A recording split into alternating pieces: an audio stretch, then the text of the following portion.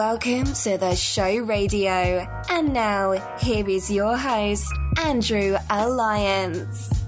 Hey, what's up? Thanks for downloading episode 328 of the show radio. I'm your host, Andrew, and this is your source for tech, gaming, and entertainment news. Head over to theshowradio.info. Once again, that's theshowradio.info, and check out my past shows there. While you're there, subscribe and tell a friend about the show. This show is on iTunes, Android, Stitcher, iHeartRadio, YouTube, and Google Play. And you can find it there. Definitely download and listen at your favorite podcatcher, which is always, always appreciated. So this particular episode, I had a great conversation with my friend, HipHop Gamer, also known as Gerard Williams. And you can find him over at Hot 97. Also, the links where you can find him will be in the show notes as well. Some of the things that we discussed, included the state of gaming today, in 2016 and on. We also talked about the current generation consoles. We also touched on the Overwatch and Tracer controversy. We talked a little bit about that. Also, brand-specific conferences. Should brands have more conferences for themselves, plus fanfare in addition to that?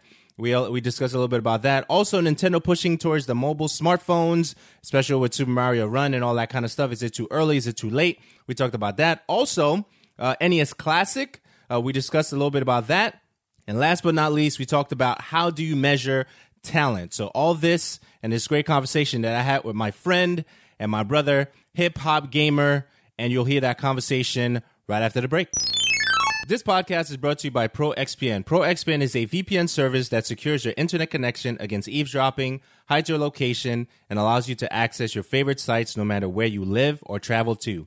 With it, no one can see the websites you visit or track your online activity. Check out theshowradio.info/ProXPN and use the promo code SHORAM for 20% off the lifetime of your account. This podcast is also brought to you by Audible.com. Audible has over 180,000 plus audiobooks to choose from. Get your first audiobook free with a 30-day trial. Check out theshowradio.info/audiobook for your 30-day trial. So right now I have HipHop Gamer. Many of you know him as an artist, as a gaming personality, a YouTuber, a lyricist, but I know him as a friend and a brother, bro. What's up, man?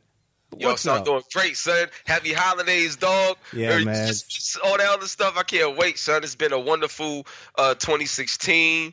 Every day is beautiful, man. You know what I'm saying? So, yeah, dog, can't wait to get this popping, son. You know what I'm saying? Congratulations to you on everything that you got going on and your plans for 2017. I love it, man. I'm just having a good time, son. Still finishing up my food, and we good. Yeah, you still eating? Hell yeah, son. I'm telling you, I was starving, son. Like, word up, son. You know what I'm saying? But yeah, like, I'm just excited, man. Just so much stuff happening. Gaming is at an all-time high as always. And, looking to continue to make my mark in this joint. Real talk. Of course, man. So catch me up. I guess we can go from September to now. I think that's a good range of different things that you've experienced. I think you were presenting at an award show recently, 16-Bit Awards or something like that. Right? Yeah, it was dope. Big shout out to my man Dan Butchko. I know I said that wrong, but my dude Dan. So Playcrafting is this company where they show off a lot of independent games, and they get a lot of people in the community to play these games and check them out and give feedback and things of that nature. And then on top of that, it's also a company where there's a lot of classes that you could take, whether it's a Unity class or Unreal Engine class, so you can learn how to make games and code and do all these type of things as well. So it's an incredible community, and they wanted to, do an award show to really highlight a lot of the game developers and talent out there that don't get the proper recognition that they deserve. So Ted Price, shout out to Ted Price, my dude. I even met Ted Price parents, kid. That's awesome. I met Ted Price moms and dad, and they loved me, son. It was dope. I put the belt on them and everything, so we had a good time, son. It was fire. So I met up with them, and it was an honor, man. Like, my man Dan hit me up, and I was privileged to present the best VR game award and stuff like that. So it was hot. The winner of that award was this game called Swing Star VR. So everybody could check that out. It's called Swing Star VR, and it's something that's needed. You know what I'm saying, to provide balance, and everybody deserves their own shine. When they work hard for it. So this is a good platform for it. So that's what that was about. Awesome. So are you all in with VR? Hell yeah. son, you crazy. I've been all in with VR since 2012. Like, you know what I'm saying? I've been rocking with VR since 2012, son, when I first tested out the Oculus. You know what I'm saying? And then when PlayStation announced their VR, I'm like, yo, I'm all in. Like, you know me, dog. I'm one of them dudes where if I see something, like, you know, it's hot, I'm in. Like, you know, I'm an expert at this, but my passion is on a whole nother level as always. And when I see like anything that's hot or different or great or just something new and creative, yo, I want in. I want in on everything. You know what I'm saying? And that's what I love. Nowadays, a lot of people, they so cynical, you know, about everything. Like they'll see it and be like, oh well, I'm not sure if it's ready yet. Like, I don't know. Like, no, dude, I'm telling you right now, the moment you put on the VR headset, this is not Virtual Boy. Like, you know, back in the day, Nintendo, it's not that. Like, this is real life virtual reality, son. Play Batman Arkham VR, you're gonna lose your mind. Like, you know what I'm saying? Play what's the name? The London Heist on the PlayStation VR Worlds joint. Like, you know what I'm saying? These games is phenomenal. Like VR is really real, is here. And also you gotta understand, like, when you see companies that's not even gaming companies get involved with VR, that should let you know something. Like, these companies are smart. They're not gonna just invest in any old thing if it ain't ready or right. You know what I'm saying? So like, I love VR, man. I've been on it. That's pretty cool. So one of the things I definitely wanted to ask you, though, is in regards to embracing your art, right? Because a lot of individuals, even in the space that we're in, whether it's tech, gaming, entertainment, they're still trying to figure out, you know, how to embrace who they are and the content that they want to bring out to the world, if you will. So for you, I've seen you rap. I've seen you drop 16 bars. I've seen you do YouTube videos. I've seen you do interviews. So how did you finally decide that you're going to embrace the arts, if you will, for you, and how have you managed that? Well, for me, you know, I just follow my passion, and I don't look at what nobody else do. Like, you know what I'm saying? I look at something like when I think of gaming and I think of music, you know, I love them both. So I just figure out what can I bring to these industries to make the industry better, to make it grow, to create new conversation, and to be an inspiration for others in a positive light. Like that, those is like my core values on why I get involved to do anything. So then after I analyze that and, you know, what I want to do, then I take a look at what's missing, like what's not there. Like, you know what I'm saying? And once I figure that out creatively and cleverly, I try to implement something that I feel is tangible enough that people would gravitate to and learn from, pull from, and then expand. Because that's how you grow everything. So how I embrace all of the art is becoming something and becoming someone that can serve a need, that can serve a purpose, you know what I'm saying, to a lot of the things that wasn't there. So my passion level, considering where I come from, you know, East New York, Brooklyn, the average person from the hood, when they talk about games, you know, 9 times out of 10, they only going to tell you about 2K, you know what I'm saying, Madden, you know, sports stuff and everything like that, you know, Call of Duty here and there. But for the most part, it's very limited because when you think of gaming, the hood and, you know, where I come from, that's all that normally comes out of it. So I wanted to, because the way I grew up playing all these games, I don't care if it's Spyro the Dragon, Tomb Raider, you know what I'm saying, Final Fantasy, all these other things. Just my perspective, just my thought, just my presence being there provided a deeper outlook on gaming from my culture, like, you know what I'm saying, hip hop and all of that. So just me existing in the industry was something that allowed me to embrace the art, and then people will be able to embrace my perspective. So I felt that was ingenious right there. I felt like that was important and that needed to happen. So I didn't come in the industry, you know, trying to be another Adam Sessler, like, you know what I'm saying, or Kevin Pereira, or, you know what I'm saying, or Jeff Keighley or anything. They already there. You know what I'm saying? Those perspectives exist. You know what I'm saying? Sorry about that sound. That's just my email going off. But I wanted to bring something unique, and you can't spell unique without you. So I just wanted to give the entire industry me in its rawest, purest form. And when you give an industry you and who you are, that's embracing the art, because you're giving the art life through your vision, and it gives you life back. That's why you maintain the ability to constantly create and reinvent yourself. It's a relationship. You know what I'm saying? So that's the first thing that I would say about that, embracing your art. Give the industry who you are. That's how you truly embrace the art from the get-go.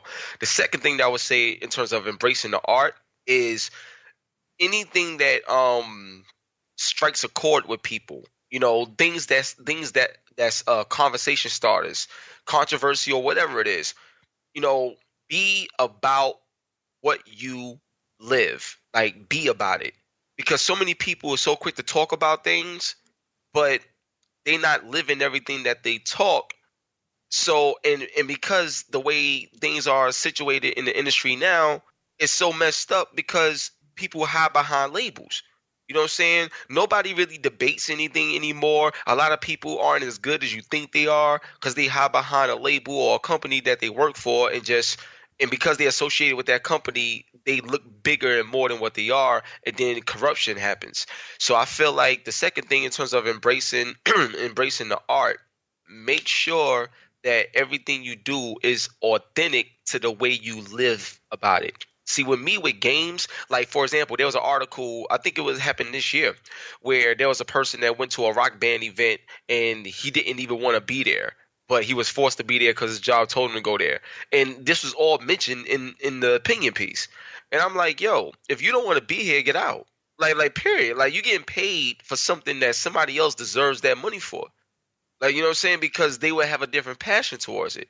And I feel like the second part of embracing the art is exactly that. Live what you want to be and be the change you want to see.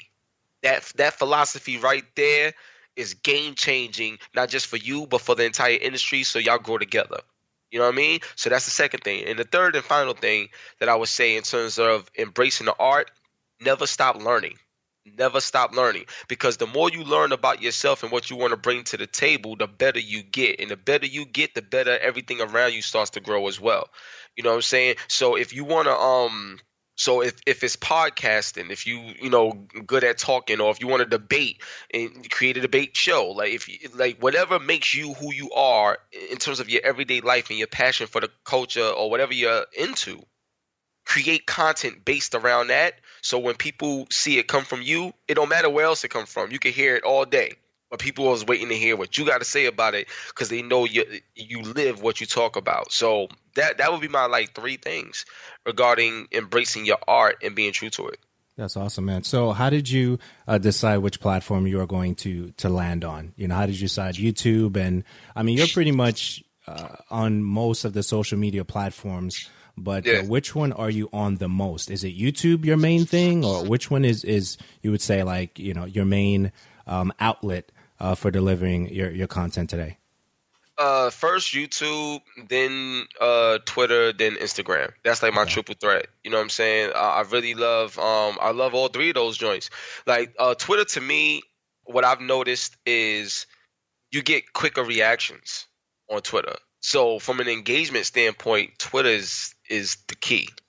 With Instagram helps with status, meaning that when people take a look at your picture or they look at a 60-second video, it's a snippet of what your life is about, and it provides instant credibility. Because, like, for example, if I post a picture with me and Michael Bay, or I post a picture with me and Tyler Perry, and all this other stuff, it's like, yo, this dude is, and then it just immediately you want to see what else is on this dude's timeline, you know what I'm saying, in terms of Instagram. And if you see a video and you see me and let's say you see a video with me and Harada-san, the producer on Tekken, so like that, it's like, yo, this dude is really doing it. Let me see what else he got. The next companies is like, yo, I gotta rock with this guy because he's around all the movers and shakers in the industry that I want to be a part of. So, Instagram has a way of instantly gratifying. It's a collage of your success, your status, your credibility, where you're going, where you're at. It just says so much, out the gate. You know what I mean? So that's very important. YouTube is the place where people could get to know you. You know what I'm saying? Like Twitter and Instagram is great for what they do, but YouTube is where people could get to know you because it's more personal. Like when you click play on that video, You get to see the style, the mannerisms, the questions, the content, the variety. You get to see it all happen, right before your eyes with no interruptions and no limits. And that right there is important. You know what I'm saying? So yeah, YouTube, Twitter, Instagram is the triple threat for me. Okay, so how come no Snapchat for you right now? Well, you know what it is? Like for me, I see it's sometimes I feel like, and maybe it's just me, but sometimes I feel like, I don't want to overkill it. Like for example, I don't want to have a situation where I'm big on Instagram but small on Snapchat, or I'm big on Twitter and small here. Like I want to be big everywhere, and I feel like having too many things, sometimes I feel like it's forced. Like with Snapchat, what can I do on Snapchat that's different from what I'm seeing with Instagram now? Because a lot of these companies are competing for usership. So you're going to start seeing the same features across all of them. Like when Instagram stories came out, I think they was saying, oh, you robbed Snapchat stories. But at the end of the day, if Instagram is more valuable to you and they add that to their repertoire, it's like, well, why start all over from zero when I already built this, and like what I would do there, I can do here. Like, you know what I'm saying? It's like, why leave? That's like saying if we go to a restaurant, we sitting down, and the waiter or the waitress take our order, we about to eat. Once I make my order and I'm about to eat and I'm already comfortable, well, I'm not going to get up and just go to another restaurant to do the exact same thing where I got something here. To me, I'm always about the X factor. You know what I'm saying? What does something give me that I can't get anywhere else that's significant enough to make me move? And Snapchat just didn't do it for me. Now, don't get me wrong. I love that DJ Khaled, shout out to Khaled. He blew that joint up. You know what I'm saying? At the same time, with that scenario, that same thing could have happened if he would have started out on Instagram, or if he would have started out on, like Periscope maybe. Like, you know what I'm saying? The same thing could have happened because all those features is there. You see what I'm saying? So no matter where he went, it would have worked. Like, either way, because the platforms got the same features. You see what I'm saying? So that's just my, theory, on that. So that's why I just didn't really rock on Snapchat. And it's funny because I signed up to Snapchat and I have one, but I just never used it because everything I was doing on it at first, I was already doing it here, and my followers is already here. Like on Instagram, I got like 11,000 followers, and then on YouTube, I got like close to 30,000, and on Twitter, I got like 70.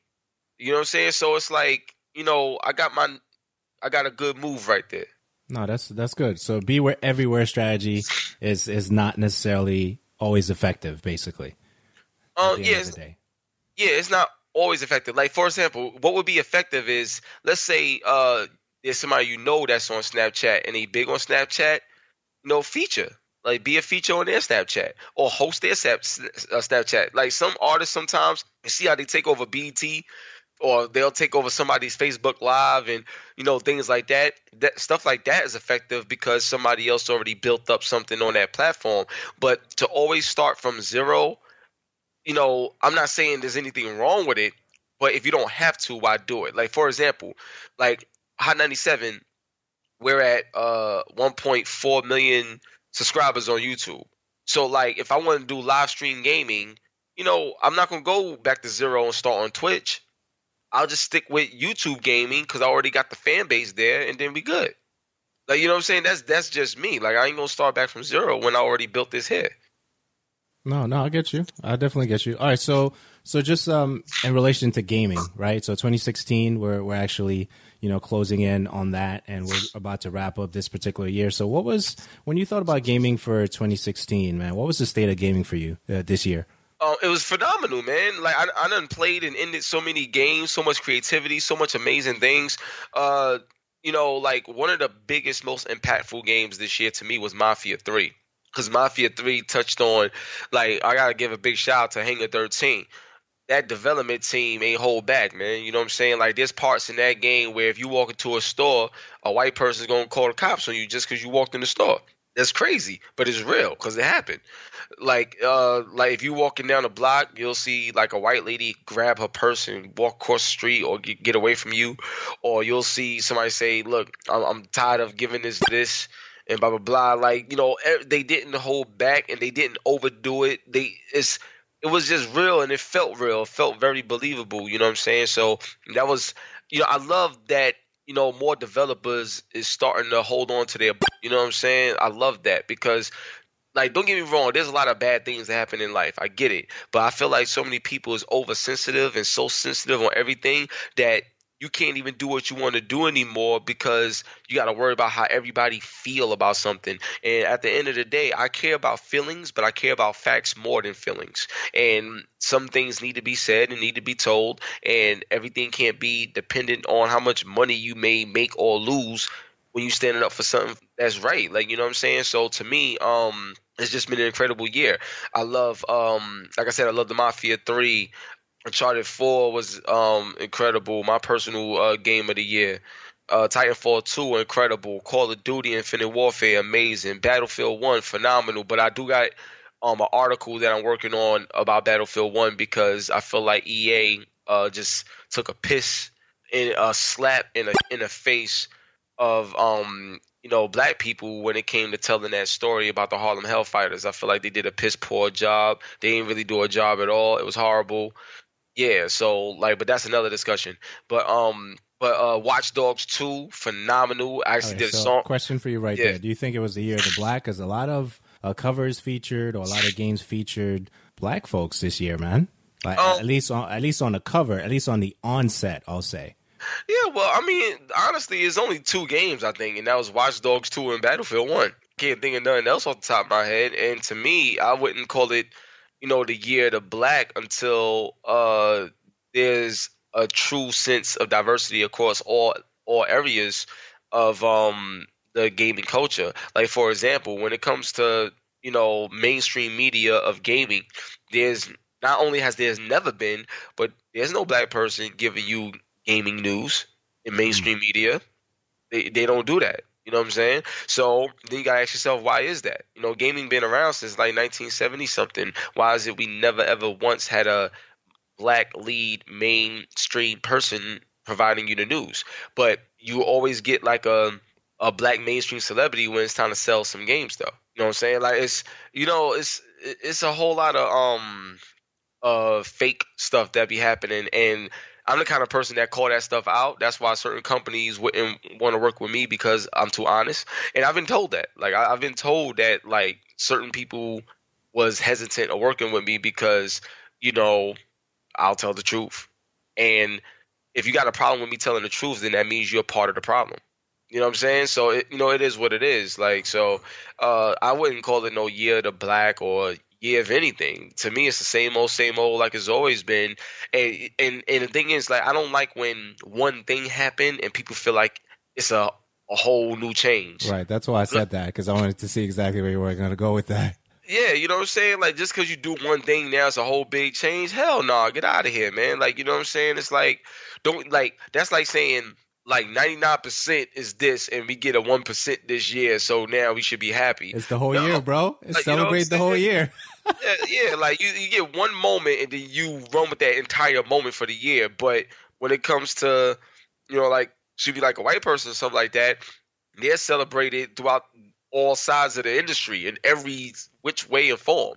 You know what I'm saying? Like, you're never gonna see a AAA title like a Witcher have an all black cast throughout this entire game. I love the game, don't get me wrong, but there was not one black person in that game, not even the NPCs, not one at all. So if you think about it, do you think you'll ever see a AAA title, sell millions and it's an all black cast and it's dealing with fantasy and stuff like that?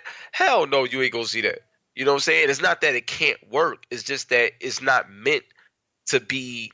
We're not meant to be looked at in that way. It's the same thing that Taraji P. Henson, shout out to Taraji Empire, it's the same thing that she said when she won an award for being Cookie in Empire. And she was saying, it's great to receive this award for Cookie in Empire, but it would have been nicer to get an award for being a good mother to Jaden Smith in the remake of Karate Kid.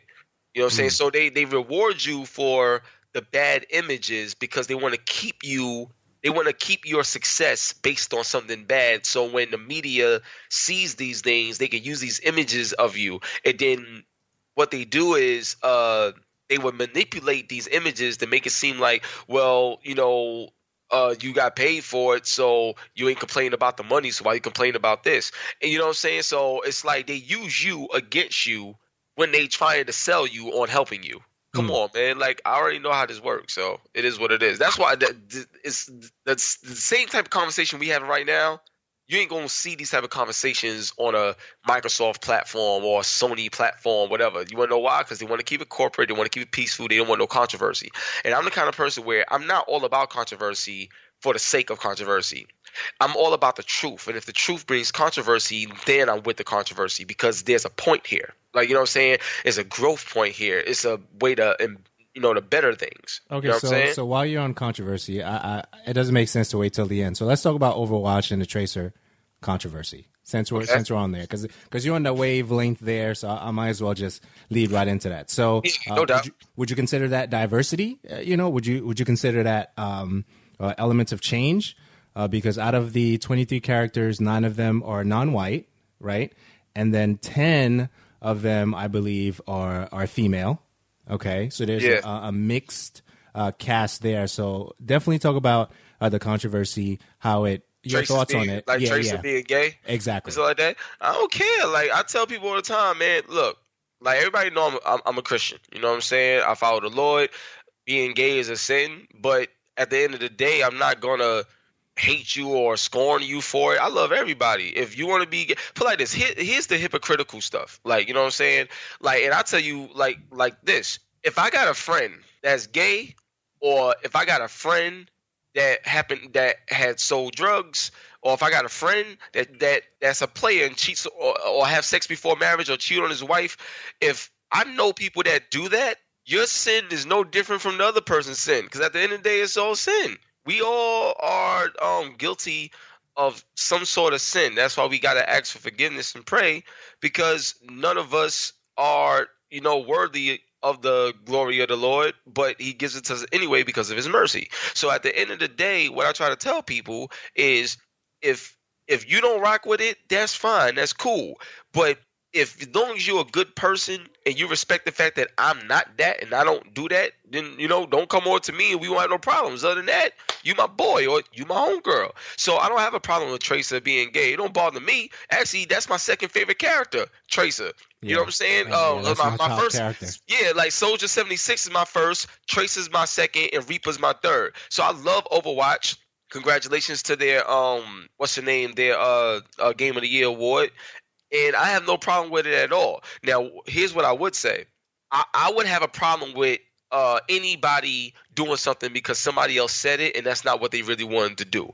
That's when I get the problem. Like, for example, the creators of Overwatch, if they didn't want to make Tracer gay, if they didn't want to do that, but they did it because so many people from the gay community was complaining or wanted it to happen, and they did it, now you're not a creator anymore. The people dictate what you content. Do and stuff like that, your content. So you're no longer the creator. And I'm the kind of person where do what you want to do. Like, never let people feelings or whatever change what you want to do. Like, that's like with, like, same thing with like someone like a Donald Trump. You know, I ain't vote for him. You know what I'm saying? I ain't no fan of Donald Trump. The only thing I would say about Trump is, as long as Trump be who he is, whether you love him or hate him, as long as he's true to who he is, then I can respect that, because at least I know what I'm getting into. Like, you got some people, you know, that's suckers nowadays. They so afraid to let you know what's going on, so you get involved with something or someone or a situation, and you get involved blindly because you being led on to something that ain't real. You see what I'm saying? So that's the problem that I have, you know, with anything. So I feel like if you're a creator, be creative, remain creative, and at the end of the day, you'll always win. You know, just got to weather the storm of hate and all this other stuff that's going to come at you. But just to relate this to hip hop, a lot of people said when Eminem's first album came out, a lot of people said they hated it because it was they called him a homophobe, and he was saying all these crazy things, and kids was following it and all this other stuff. And then years later, that's one of the best albums that they ever heard, because they actually took time out to listen to the whole content and understand the man, instead of just listening to a few words and judging an entire body of work by a couple of clips. Like, you know what I'm saying? So it's, that's how it is. You got to weather the storm, but be true to yourself and your craft. Right. Isn't the same conversation surrounding Young Ma right now? Yeah, like, I mean, there's a lot of people that don't support Young Ma because they feel like she's pushing this whole gay agenda and she's successful and all this other stuff. And like I said, once again, look, man, I don't support, being gay because I don't agree with it. But at the end of the day, if you are, ain't nothing wrong with it to me, like, because you ain't coming on to me, so it don't bother me. And whatever makes you happy, that's fine. You have your own situation to deal with when like Judgment Day come and stuff like that. But I don't got no problem with it. Like, it is what it is. I feel like people gotta stop acting like they lawyers. Like, you know what I'm saying? Like Young Ma, I met Young Ma. You know what I'm saying? And she was real cool, real nice, real down to earth and everything. So if you cool and down to earth and you're a nice person, I'm rocking with you like for life because you're a good person. And it's not my right or my my base to judge anybody. That's the Lord. That the Lord does that. You know what I'm saying? Because people judge people by their actions. The Lord judges you by your heart. So in your heart, if you feel like this is who you are and this is what you're doing, hey, so be it. You know what I'm saying? At the end of the day, as long as you're a good person, you're respectful, and you respect me and all this other stuff, I mean, I have no issues. More power to you, and I want to see everybody win. But what bothers me about that though is, in the same breath, I could say what I just said. You got certain people that would be like, "Oh, so because you feel being gay is wrong, are you a homophobe too, or are you a?" Or I'm like, yo, look. Well, of course, that conversation is going to turn around. People always going to try to throw in because people have a problem. Here's what I don't like. People have a problem with acceptance. Like people feel like the world revolves around them, and if the moment you don't agree with them, something's wrong with you. I'm like, then you need to go to a whole nother planet. You know what I'm saying? They sending people to Mars. Man been on the moon before. Maybe you need to go take a visit because it don't work like that down here. You know what I'm saying? And that's just the facts. Yeah, definitely. So brand specific conferences, I definitely want to touch on that. I was watching your video earlier where you were talking about PlayStation and all the things that PlayStation is doing in the marketplace. And you also talked about different conferences, if it would be ideal for Microsoft to have their own thing or Nintendo to have their own thing. So I definitely wanted to ask you to expand on that a little bit in terms of conferences, what we see currently and what we may get in the future. Dude, I'm telling you right now, son. Like, no, it's not happening. Like, first off, Microsoft and Nintendo, the catalog isn't deep enough to compete with Sony on an exclusive level. Period. Point blank. I'll bet it all on it. It's just not deep enough. You know what I'm saying? Like, off the top of my head, I can name like 8 to 10 games exclusive, like on PlayStation 4, PlayStation 4 Pro, that's coming out, announced or whatever. It's just not happening like that on the Xbox side or okay. So why do you think that is? Nintendo side. Why do you think that is, especially for Microsoft at this stage in the game? Why do you think that is?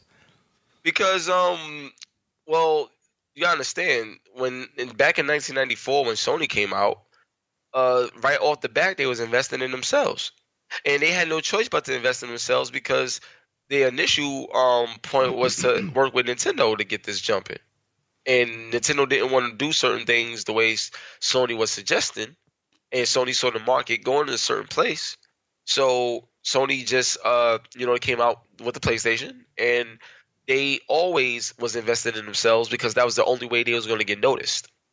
You see what I'm saying? And when I mean invested in themselves, I'm talking about having their own set of games. Because the only way you're going to have your own identity is with your own set of games and your own set of quality titles that's going to bring people to you. You know what I'm saying? If I just make a system where you can play the same shit that you can play everywhere else, and my brand isn't known like yours, people just going to go to you just based off the brand alone. not even knowing the quality. So in order for me to show my quality and my creativeness, I gotta do exclusives. I gotta show you why I'm that dude. Period. And Sony had that mentality from the start because that was the only way they could be successful in the gaming space. So that DNA was in them since 1994. So from 1994 to 2016, it's been the same deal. That's why they're able to do so much now. When you look at Microsoft, and when they came into the game, it's back in 2001, the first Xbox, they had exclusives as well.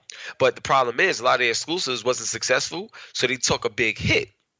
So every exclusive that they had wasn't a hit like Halo. Like Halo was actually their biggest exclusive hit. Like, you know what I'm saying? For a long time. Yeah, for a long time. Everything else wasn't a hit. So if your exclusives ain't a hit, you taking a big hit financially. So it was easier for them to just continue to build the brand and create the identity that this is a shooter's console, get the online and get all the other features ready, and just get the same games that the other company got, but just make them better. That was their mentality. Let's just get the games that everybody else got, but make them better on ours. Okay, cool. That worked, but that's not going to work forever because all the competition is going to have to do is get a whole new system and do the same thing you did. It's just that this time they got the powerful one. You know what I'm saying? It's, you can't just let it all be up to power, because if you want to do that, then it's all about timing. But if you want to, but if you get everything right with the exclusives and stuff like that, then it doesn't matter the timing, because everybody's just waiting for that. It don't matter what you do or how powerful you are. Scorpio is more powerful. Is going to be more powerful than PS4 Pro, but there's still so much more on PS4 and PS4 Pro that it doesn't even matter what Xbox got or what they're going to do, because they the ones that got to prove something, not Sony.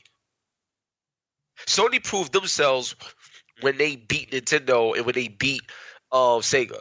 Because Sega and Nintendo was the kings. Like, that was it right there. When Sony beat them two, they was already proven.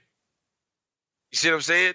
So, Sony's been doing that forever. So, in terms of next year, conferences and what we expect, obviously Xbox Scorpio is going to be the talk of the town. We want to see that stuff. But here's the pros and cons with that. The pros of the Xbox Scorpio is we're going to get a major system. I'm looking forward to seeing things that we never seen before, and I'm looking forward to seeing some new exclusive titles that they should have. So that's very exciting. Here's the cons, though. If Microsoft is going to cost more than PlayStation 4 Pro, okay, it's going to cost more. That's a given. But the fact that it's going to cost more, it needs the first time Xbox Scorpio shows off what it can do.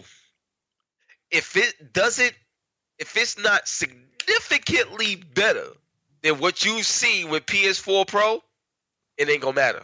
It's a wrap, man. It's gonna be a wrap after that. Yo, first impressions is everything. Think about it like this: Xbox One is still haunted by their 2013 showing. Still haunted by it. Of course. That Don Matrix segment, they still haunted by that. You understand what I'm saying? So what happened is, I'm going to give you a scenario. When PlayStation 3 was coming out, right? Because it's coming out a year later. So it's more powerful than Xbox 360. But the very first time you saw Resistance, looked good. It looked great. But it wasn't touching no Gears of War at the time. Gears of War is still pretty. Even that one is still pretty, man. Yeah, you know what I'm saying? So think about it. So think about this. The PlayStation 3, it cost more. It was more powerful. But out the gate, it didn't show you a significant increase in gaming performance or fidelity over the Xbox 360. That's why Microsoft beat Sony in America during that generation. But globally, Sony still won overall because of Europe and Japan. But in America, Sony lost that battle. You see what I'm saying? So, so Sony lost the battle in America, but they won a war in the world. Like, you know what I'm saying?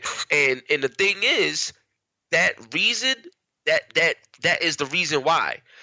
Like it was so hard for Sony to recover, especially in the American market, because you mean to tell me that I gotta pay more and you're not even significantly better, if not better at the moment in terms of what I'm seeing in performance, than Xbox 360 that I already had for a year? They got a whole bunch of games. It's cheaper, plus Xbox Live. Come on, it's a wrap. So the same scenario with that is the same scenario that's coming up now. There's so much pressure on Microsoft. Now, here's the problem. Here's the crazy thing. After seeing Death Stranding, after seeing that game, and after seeing The Last of Us Part 2, after seeing God of War, after seeing Spider-Man, after seeing Days Gone, like these is all exclusives. After seeing Gran Turismo Sport, the whole VR push, like after seeing all of that, do you really think that the first time you see Project Scorpio, they're gonna have something that's gonna blow out Death Stranding graphically or whatever? Like, do you really think that? Like, now we'll have to see. We'll have to see.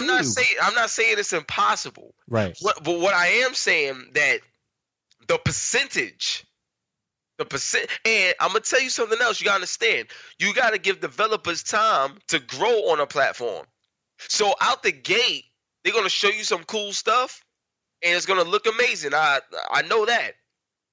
But when you look at it, and then you look at God of War, then you look at all the other games that I mentioned, if it's not on the level of those games, or significantly better than those games, it's a wrap. Because you can't change first impressions, man. You don't get a second chance at them. So they gotta make sure they do everything. And then on top of that, because of Xbox Play Anywhere, if you have a good PC, you don't need an Xbox Scorpio. You know what I'm saying? So you got to think about that too, because a lot of the stuff that's happening now, people gonna be looking at the Xbox Scorpio. They be like, "Yo, that's hot! I can't wait to play that on PC." Like, you know what I'm saying? So it's it's a lot, man. But will Xbox be successful? Of course. Like I don't have no doubt in my mind. You know what I'm saying? That it'll be successful.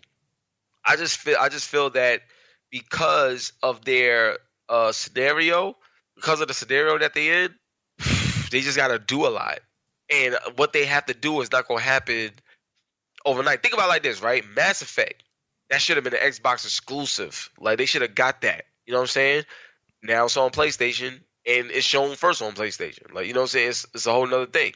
But I will say this. Microsoft, in my opinion, they got to find their first party. Like, they got to find some new talent, some new studios that they could call their own and rock out. Or they have to let 343. They gotta leave Halo alone. They gotta let Halo, like, put Halo away for a few years. I mean, like 3-4 years. Let Halo go away. Like, you know what I'm saying? Let Gears of War go away. Let Forza go away if you need to. Like, you know what I'm saying? It's should Call of Duty go away for a few years? Nope. I'll tell you why. Call of Duty is not a game that's an exclusive title. It's not defined by the system. You know what I'm saying? So it's different. Like, when you have a game that defines your system and it's exclusive, that's like your Joker card playing spades. You know what I'm saying? You don't just throw your Joker out as your first play. That's your big gun. You got to save it. Like, you know what I'm saying? Like, you got to use it a certain way. Like, you can't just throw it out there because it's not just a regular card. But Call of Duty, in terms of the game industry, you could throw that out. That's like the ace of heart. That's like the ace in spades. You know what I'm saying? You could just throw that out and get the first book and you out of here because it's so much of a guarantee. Think about it. For 8 years in a row, it's been the number one selling game in the world for 8 years in a row. Every year. Call of Duty is great. I don't care how many people hate on it. I don't care about all those dislikes on that YouTube video that came out. I don't care about none of that. You know what I'm saying? Call of Duty is fire. It's great. I love Call of Duty. Call of Duty been hot ever since it first came out, man, back in 2002, 2003, one of those years. Call of Duty, and the reason why Call of Duty is so hot and so genius is because they they simplify it. They make the game easy, fun, and smooth to pick up and play. And they bring great graphics, great story, and great set pieces so you can have a ton of wow moments in that game. That's what it is. You know what I'm saying? They give you a rush, man. I love Call of Duty. I know exactly why Call of Duty is successful. It's the same reason why Fast and the Furious is up to Fast and the Furious 8. It's like when you have like a blockbuster title, you know, every time you hear about it, you would just want to be a part of it. You want to play it. You want to know what's new. They always keep it fresh, in my opinion. Shift to Nintendo real quick. Nintendo pushing out mobile stuff. Is it too late or is it right on time? When Nintendo, everything is late with Nintendo. Everything is late. Everything. Like, even with the Switch right now, they already telling you that when you use the system, when it's not on the base, you're going to lose 40% of the power of performance. Okay, I'm glad you said that. Question came in from Twitter. Milked1000 asked, is the Nintendo Switch a console you're excited to get on day one? Well, me, yeah, I'm excited to get everything because I'm just such a hardcore gamer. I'm excited to get everything. I get everything. I buy everything. So I'm excited to get it. But at the same time, I ain't blind or stupid. Like, you know what I'm saying? Like, you know, I'm going to get it because I love playing new games. Like, you know what I'm saying? I love playing new systems and seeing what they're about. So I'm always excited for something new. You know what I'm saying? But honestly, for those that's not excited, I can understand why. Because first off, you show off Legend of Zelda on Jimmy Fallon, right? And when you did the demonstration was poor, in my opinion. It wasn't that great. It didn't wow me. And you know me, I get hyped and excited on everything. Like, you know what I'm saying? Like, if it's hot. And it didn't wow me. The reason why it didn't wow me is because, first off, if you're showing this game off for the first time, why the hell you going to let Jimmy Fallon do it? Like, you know what I'm saying? I love Jimmy Fallon. I'm not saying, you know anything about him. What I'm saying is he's not like a hardcore gamer that can properly demonstrate the parts of the game that's going to make people go crazy and want to run out and go buy it. Like, you know what I'm saying? He's not that. Like, you know what I mean? He's a comedian and he has his own talk show. Like, you know, it's different. Like, you know what I'm saying? It doesn't make any sense, the route that they're taking. And then even when they had I guess the developers playing it and showing it off, even when they was doing that, it was mad lackluster. They wasn't even excited about their own game.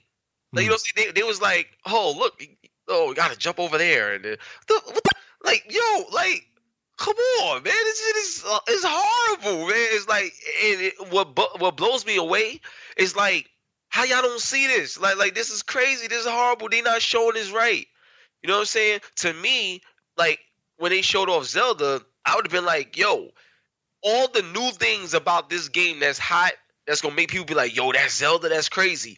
That's what you show. And you show it in such a way to where when you see it, it's so effective. It's like, yo, like, look, you could do this, you could do that. Look, I got the boss battle. I would let the boss battle rock. Like, show that. Like, make me want this game.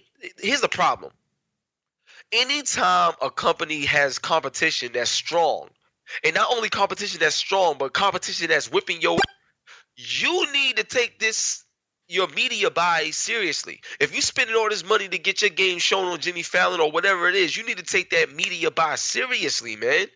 Come on now, like, it's ridiculous. So to me, they first off, their online infrastructure, like, what is it? What is it going to be? If they still staying with Wii codes, it's over. Like, it ain't gonna happen. Like, so online is dead. So you're not gonna see games like The Division. You're not gonna get the Call of Duty energy. You're not gonna get all these big blockbuster stuff and everything that people's talking about. You're not gonna get that. So boom, they missed the train on that.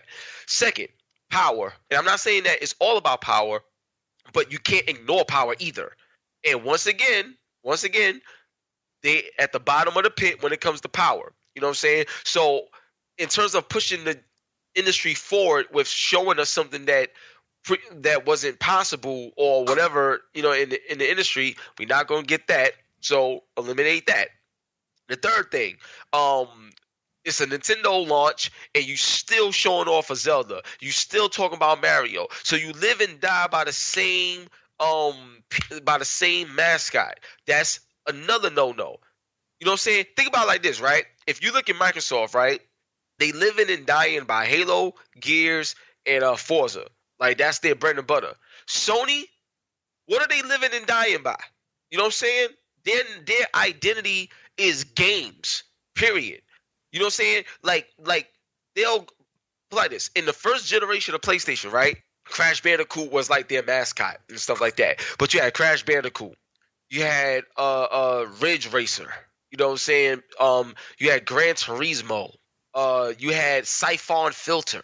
Right. You know what I'm saying? Then you move to the PlayStation 2. Go to the PlayStation 2. Okay, we get Ratchet and Clank. Gran Turismo. We get God of War. You still got Gran Turismo, but you got new stuff on top of that. That's like right. You know what I'm saying? Then what else they had on PlayStation 2? That was crazy. Oh, at the time it was exclusive. You know, you had Grand Theft Auto, Devil May Cry. You know what I'm saying? Like these games that shaped that system that was only on that system. Metal Gear, you know, there's other stuff like that. Then you move over to the PS3, and then you get Uncharted. You get The Last of Us. You get MotorStorm. You get a Little Big Planet. Like, you know, all this new stuff. Heavy Rain. You know, all this other stuff. Then you move on to the PlayStation 4. So the point is, Sony recreates themselves every generation so they don't live and die by Siphon Filter. Like, you know what I'm saying? We haven't seen Siphon Filter in how long? Like, come on, because they don't live and die by these games. They create games, they let them get their shine, they create amazing memories, and move on to the next. You know what I'm saying? And that's in Nintendo since the 80s, and now still living and dying by the same thing. And it's not going to be effective because the same thing that you living and dying by, those kids that was once kids that grew up on this, they grew up. So as much, they love Mario, they respect it, they got a sweet spot for it. But at the end of the day, they want Call of Duty. You know what I'm saying? They want Days Gone. You know what I'm saying? They want to check out the latest Spider-Man that they show. They want to see the new Final Fantasy. They want to see, you know, the Division. They want to see all this Ghost Recon, the new joint. Like there's always something new coming. That's the problem with Nintendo, man. They living in the 80s, dog.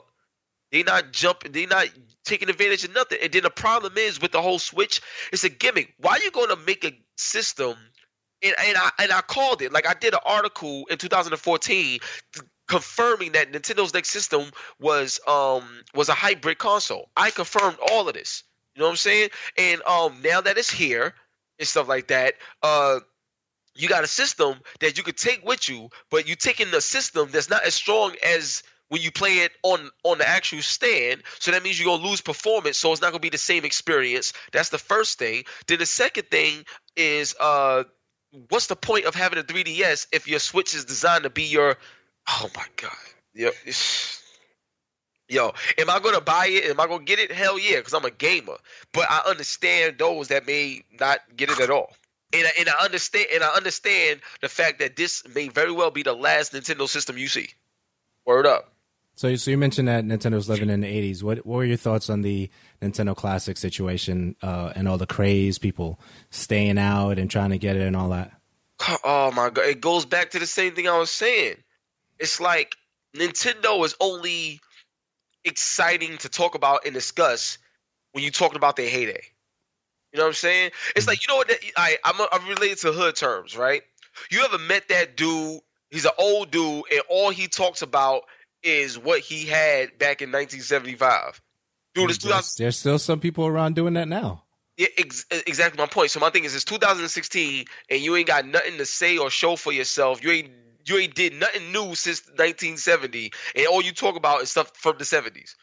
Like that's because that was the highlight of your life. Was back then because you didn't do anything new now, or you haven't had no success now. So you live in a time where you was great. But the problem is that's a time that's short-lived because after everybody get the NES Classic, they play Mike Tyson Punch-Out, they play a few of these games, and that's it. And then it stops. And nobody's going to talk about it. It was just a moment. You know what I'm saying? Nintendo has become the brand where, like, they could give you a happy moment, but they're not giving you happiness throughout the generation. It's like a bitter person. It's like a bad breakup in a relationship. You know what I'm saying? It's like a bad breakup in a relationship. It's like you love, you love the girl. She's great, but y'all didn't work out. But every time y'all see each other, y'all only talk about the times where things was good because things never got better. Just like that. If that makes sense. No, I definitely understand. So Vicious 696, Paris from Twitter, he asked, stop ducking him when you guys are gonna arm wrestle and talk and argue about Game of the Year 2016 stuff. All right, tell Paris that. No, you can tell him now because he's gonna listen to this. Oh, he. All right, cool. Yo, Paris. First of all, ain't nobody ducking you in your deadlifts, okay? I see you out there, looking good, you know what I'm saying? That's cute, all right? You know what I mean? But like I said before, we could film this at Michael Pactor's event at E3 because, we get a crowd there, you know what I'm saying? Last year, it just wasn't a setting for it or whatever, but we could figure something out and we could do this arm wrestling match, you know what I'm saying? That's the first thing. Second thing, you know better than to debate me on anything. Unless you're agreeing with me, that's the only way you're going to win a debate with me. You know what I'm saying? Remember, you have apologized before. It will happen again. I'm that dude. Oh, snap. Okay. Bang, bang, start game. Shot fight. You already know what it is, son. Let's get it. You know what I'm saying? Oh, man, that's pretty crazy, man. All right, so last but not least, man, I definitely want to end it with this, man. How do you measure talent these days, man? And then from there, we'll close out. We'll do all your social media stuff, man. When you see talent, how do you know someone has the it factor, Oh, in terms of journalism or... Yeah, if you were scouting, like even now, when you listen to stuff and you watch stuff and, you're in the industry, you're moving around, you're doing the things that you do, how do you measure that now? Oh, I measure that with fearlessness. Fearlessness and know-how. Like, you know what I'm saying? Like, I feel like if I see a person think out the box and execute out the box as well, that it says a lot. It says a lot to me about them because it lets me know that when they look at the industry, they see themselves as the best. So if you see yourself as the best, that means you have no fear. You have no doubt. That means that when you do something, you don't care how people think about it or respond to it. You know it's great. And if you don't feel that it's great, you'll catch on later. It's about knowing your craft and not being afraid to dominate in it. See, like, I give you an example, right? There was this story, I think it was on CNN. And there was this, it was Little League, right? It's Little League, but there was this kid, he was playing football, and the team was up by like 8 touchdowns. Like, they was destroying this team because of this kid.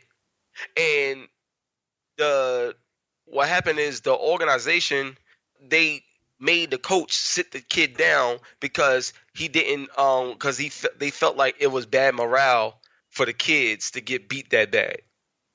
So I'm the kind of person where, I disagree with that wholeheartedly. You making a kid feel bad for being great. If you ain't up on his level, don't step to it. Period. Know your role or get better. Like that's it. Like, and that's what I mean. Everybody's so weak nowadays, and so too many suckers out here. You know what I'm saying? Like, if you like, ever since. I'm gonna be honest with you, right? I'm gonna use myself as an example of what I look for in terms of it factor. I'm gonna make long story short. When I first went to E3, thank God my boy Torrance hooked it up. When I first went to E3 back in 2008, right? I had the belt. It had John Cena's name on it. I ain't even have my own custom joint at the time, but I had the belt. Nobody really knew who I was. I went up to GameSpot because they had their joint set up. Introduced myself, said what's up and everything. And a lot of people was like, who's this guy? Whatever. But I was just, saying hi and showing love and introducing myself. Went up to IGN, said hi, show love, introduced myself. Everybody looking at me like, like I got four legs or something like that. I'm looking crazy. Not everybody embraced me. And I was showing mad love just, on the humble. But a lot of people didn't embrace me. Some people did. And then what happened from there, is they was I've got some interviews, some big interviews. One with Aaron Greenberg. I think I spoke with Kojima that year. Like my first year. Like I'm trying to remember, but I spoke with some major people, and I got them to say a lot of things that other outlets didn't get out of them. You know what I'm saying? And some people actually did know who I was, and it was just weird but exciting nonetheless. But I had no fear at all. When I went to E3, I went to E3 like, yo, I'm about to change the entire industry. They never seen nothing like what's about to happen. I can't wait. I was so excited and so eager. Don't get me wrong. I'm always humble. I know there's tons of people that came before me that do this and all this other stuff.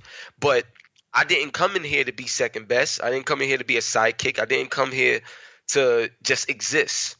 I came here to win. I came here to be the best. I came here to dominate because I feel like my passion is unmatched. I don't think there's nobody ever that has ever been in the game industry that's as passionate as me. Period. If somebody don't believe me, let's go. Debate me, just talk about it. I don't think there's anyone in the form of journalism or gaming personality or whatever in existence that's as passionate as me when it comes to gaming. Period. And people gonna have their own thoughts and opinions about that, but I know that for myself. And the more and more years I went to E3 and the more things I did in this industry, the more and more I found to be correct. And I know this because there's people that come up to me and they so surprised and so shocked to see my energy. But why are you surprised and shocked to see my energy when, I'm new? So that lets me know that this is something that's been missing. And if this is something that's been missing, that's a problem because what I'm giving you should be the norm if you're really passionate. You understand what I'm saying? So what I would tell somebody in terms of the it factor, set a new standard for the entire industry. Analyze the industry. Set a new standard. Play this. People see me all over the industry. If you feel you could do better than me and get more passionate than me, if you feel like you could deliver better than me, let that be your standard. So when I see you, I'm like, yo, I got to step my game up because this dude or this girl, she's the one now. Make me feel like I need to step my game up. I step my game up just because I love to. But I would love to see someone that make me feel like I need to. And that's that it factor right there. You know what I'm saying? And another thing I would say in terms of it factor, never back down to anyone. I don't care who it is. Never back down to anyone. Stand up to anybody if you feel something's wrong or whatever. Because, like, for example, right, you got certain big names in the industry, right? I don't care if it's a Jeff Keighley or whoever. You know what I'm saying? Like, if somebody says something or you don't agree with or whatever, the same way you would challenge a friend of yours from the block or whatever, you challenge a Jeff Gertzman. Challenge him. You know what I'm saying? Question him. Like, so what? Like, go at it. Because that's the way you're going to get better, by going head on against people you feel was the best. That's that it factor. That's that fearlessness, the know-how, because you do your research, and your will to get better, your will to learn, your will to take a little bit from everyone and then add a little bit of your own style and create something that the industry never seen. That's what I look for. And it's out there. It's out there. You know what I'm saying? Shoot, Jay-Z said it best. There's a dude out there eating a box of Apple Jacks right now that won his spot. And he don't want no problems. When you see him, you're going to sign him. I'm the same way. If I see somebody that's like really, really on that level, I'm going to reach out to him and be like, yo, look, yo, shorty or dude, you got it. You come with me to E3. No ifs, ands, or buts about it. Like, we got to figure this out. We got to get you on another level. Because that's the standard that I set for myself. So if I see it in somebody else, I'm pulling them up. And that's a problem, Drew. I feel like a lot of people are afraid to set high standards because other people are telling them what they can and can't achieve. And weak people let that joint slide all the time. Yo, I ain't no weak dude. So you gotta be strong, especially if you're dealing with me. Like I said, I care about feelings, but I care about facts more. So if your feelings get hurt, oh well. I don't care, guy or girl. You start crying or whatever it is, hey, yo, suck it up. You ain't no kid. Get out of here. Like, I'm just real. Like, you know what I'm saying? But I know it's that realness and that toughness that'll make that turn good to great, that turn great to legend. You know what I'm saying? And that's what we all want to be within the craft that we love. We want to be legendary so that down the road, somebody could be like, wow, I learned a lot from that person. And then they could take it to a whole nother level. And that's how you grow an entire industry through people. And that's it. Yo. I'm here. I'm with you, man. I want to see if you got more. Oh, no. Yeah, so I hope that was very helpful and man, you're good, man. I appreciate you, man. You know that.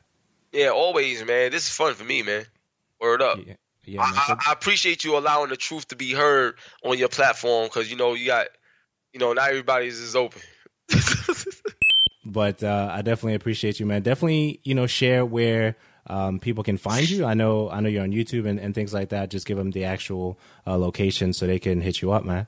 All right, cool. So you can check me out on youtube.com/HipHopGamer. Twitter, Instagram is the same thing, HipHopGamer. You can check my articles out on hot97.com and stay tuned for my relationship with BET to go to another level. So that's going to be very interesting for 2017.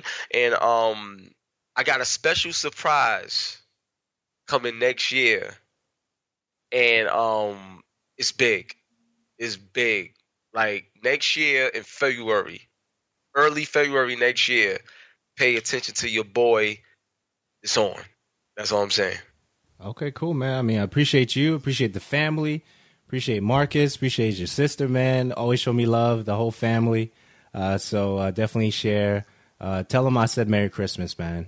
Yo, definitely, man. Merry Christmas to your family, too, man. Y'all got to come back over, son. Matter of fact, when I get my new PC and my new TV, you definitely got to come to the crib because I'm changing lives. I'm changing souls. The Lord is giving me something to give to you, son. It's going to be church. It's going to be game church in my crib, son. Jesus is going to come down and play PlayStation 4 Pro in my new Titan X Pascal water-cooled SLI PC that I'm working on getting. I'm telling you, son. It's going to be great. I can't wait, kid. You don't understand, son.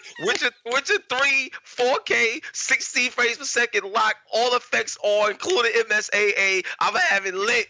Sony Z9D TV or Samsung KS900. I'm trying to figure it out, but most likely Sony Z9D. It's going down. It's going down, bro. I just had to end it that way so they know, kid. Because this. I'm tired of people. They be thinking I'm lying, son. They be thinking I'm lying when I be trying to tell them stuff like. And then when I be having people come to the crib and stuff like that, when they come to the crib and stuff like that, it's like, oh, yo, hip hop, son. Yo, this is crazy. Oh, like, yeah, I know it's crazy. I live with the crazy. You know what I'm saying? So, yeah, man, I just had to let you know that. I appreciate you, man. We out of here, man. All right, dog. One love, man. We out. Thanks for listening to this episode of The Show Radio. Some of the takeaways from this particular episode for me personally is be fearless. Definitely share your art to the world and do not compromise on the truth. So I definitely appreciated Hip Hop for sharing all these insights. Because I was learning too. I always learn whenever he comes on, and it's always appreciated. Definitely want to say thank you for listening to this episode of The Show Radio. This is episode 328. The show is on iTunes, Android, Stitcher, iHeartRadio, YouTube, and Google Play. Subscribe with your favorite podcatcher at theshowradio.info/listen. Once again, that's theshowradio.info/listen. The featured track that you're hearing is called Whitecap. Definitely dope track by Flo Phils and Philanthropy. And the link will be in the show notes for that. Thanks for listening. Merry Christmas, Happy Holidays, and I'll talk to you soon on the next one. Peace.